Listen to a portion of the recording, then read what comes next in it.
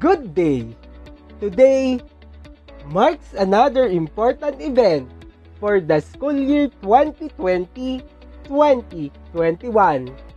To the teachers, parents, and most especially our achievers for the grade 5 level shall reap the fruit of their labor to this quarter.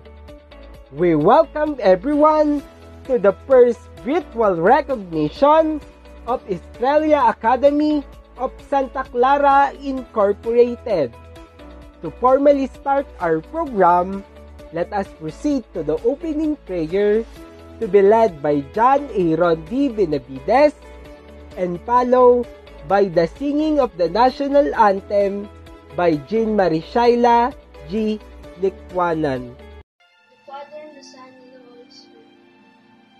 Dear Lord, thank you for today. Thank you for ways in which you provide for us.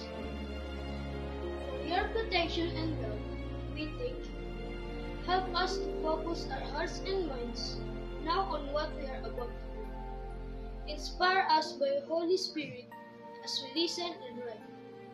Guide us by your eternal light as we discover more about the world around us. We ask all this in the name of Jesus. Amen. And Father, Son, and Holy Spirit.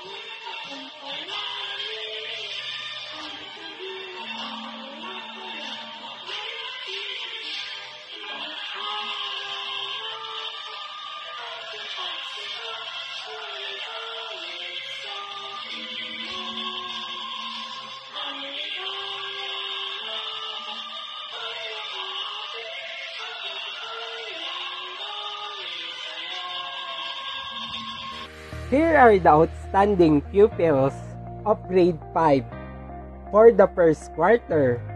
Let's begin with Angelica Y. Baluya with honors, Cassidy M. Barrientos with honors, John Aaron D. Benavides with honors, Marco G. Buenaventura with honors, Sherwin Kirby Kabuhat with honors, Ayumi Shane Ann M. De La Cruz with honors, Sophia Margaret C. De La Cruz with honors, Rowella Jane J. Ignacio with honors, Jean Marie Shaila G. Likwanan with honors, Christian Joseph D. Lopez with honors, John Robin S. Mendoza with